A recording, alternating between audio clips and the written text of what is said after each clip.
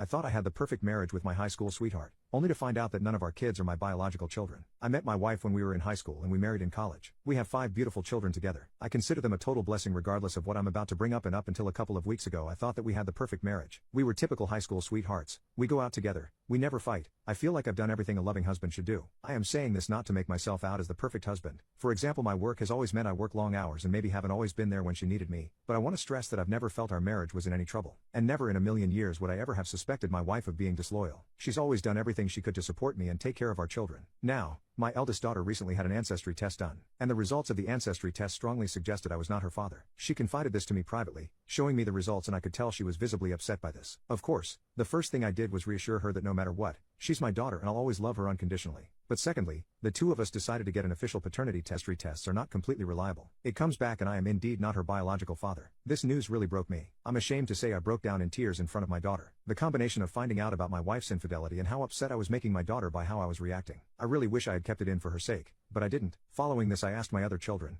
except my youngest, to come and see me. I wanted to know the extent of my wife's infidelity. If it was a one-off, I could maybe work past it, especially given how long ago it would be. However, I didn't want to tell my youngest as she is still in school, a teenager, and really I didn't think it was appropriate to tell her yet. We tell the other 3 what has happened. I reassure them that I love them unconditionally and that I'll always be their dad, but that I need to know how long this has been going on. God, I can't begin to explain how touching their reaction was. They didn't care I wasn't their biological father. They were just upset at how heartbroken I was. I feel like the only thing that has kept me going these last couple of weeks is their unwavering support. So we have paternity tests for each of the 3 done. Not only are none of them my biological children, together 4 of my children have 3 different fathers, which somehow made it worse. It's like, she wasn't just having an ongoing affair, she was having multiple. I can't explain how this make it worse, but it just does. So I confront my wife with this, expecting her to confess and beg for forgiveness. She doesn't confess. She doesn't even take it seriously. She says the tests must be flawed. All 4? How the hell am I supposed to take that seriously? I keep bringing it up and she keeps brushing it off, getting progressively more annoyed at me. When I bring it up, she will try and guilt trip me. We've been together since high school. Do you seriously not trust me? She said.